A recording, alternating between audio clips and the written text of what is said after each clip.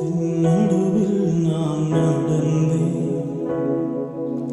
அச்சத்தின் உச்சத்தை பார்த்தேன். ஒளியெல்லாம் இருளில் நான் நடந்தேன். இயேசுவில்லா வாழ்வை நான் வெறுத்தேன். ஒடித்தேன் உருவாக்கி நீர் சிருஷ்டித்தீர். சீர்படுத்தி நீர் புடமிட்டீர். புதிதாக்கி நீர் பிரித்தீர். பிரியாதிருந்தீர். எனக்கு யாருண்டு? கலங்கின நேரத்தில் உம் கரம் என்னை நடத்தியதே.